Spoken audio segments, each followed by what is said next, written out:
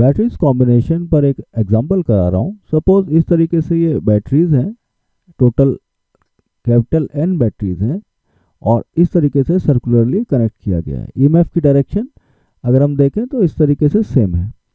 सबके EMF E है, internal resistance सबके R है, same EMF same internal resistance. अब किन्हीं दो पॉइंट पर, मान लिया ये A पॉइंट है, ये B पॉइंट है, एक रेजिस्टेंस को जोड़ दिया जाता है R को। आपको बताना है इसके थ्रू करंट कितनी फ्लो कर रही है। तो हम यहाँ पे क्या कर सकते हैं, ये कोई भी दो पॉइंट्स हैं, सपोज इस साइड में small n number of batteries हैं, तो बची हुई बैटरीज यहाँ पे होंगी capital N minus small n। अब हम इसका इक्विवेलेंट सर्किट बना सकते हैं। इक्विवेलेंट सर्किट कैसे बनाएंगे, हमने पहले R रेजिस्टेंस ड्रॉ कर लिया, इस साइड में जो बैटरीज हैं वो सारी सीरीज में हैं, तो उसका हम इफेक्टिव ड्रॉ कर लेंगे, effective EMF. n capital N minus small n batteries हैं, तो उसका इफेक्टिव ईएमएफ हो जाएगा capital N minus n into E।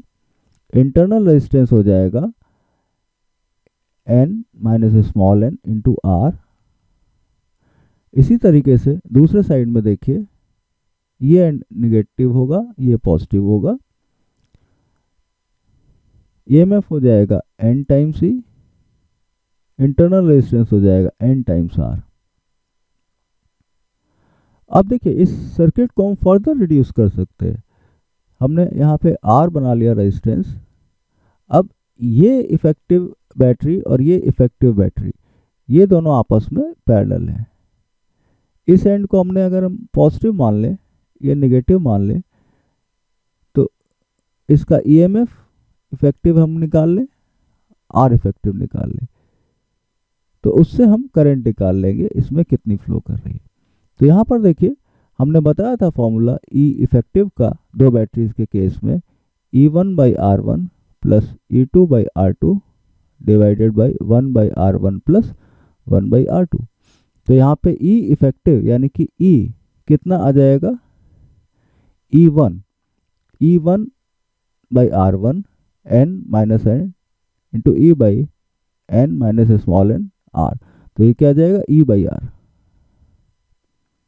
और ये देखिए पॉजिटिव लिया है साइड, तो ये बैटरी का नेगेटिव साइड है, तो इसको हम इस रेफरेंस के हिसाब से इसको नेगेटिव लेंगे, माइनस NE/NR। ये भी क्या हो जाएगा, E/R divided by 1/R1 1/n minus n into R plus 1/NR। यहाँ पर देखिए ये दोनों कैंसिल हो जाएंगे, ईएमएफ इसका 0 आ जाएगा। तो ये जो इफेक्टिव बैटरी होगी नेट, इस केस में ये ईएमएफ इसका 0 होगा। तो आपसे पूछा जाएगा यहाँ पे करंट आप कितना बोल सकते हो, करंट कितना हो जाएगा, E/R प्लस R, यानी कि करंट 0 फ्लो करेगा।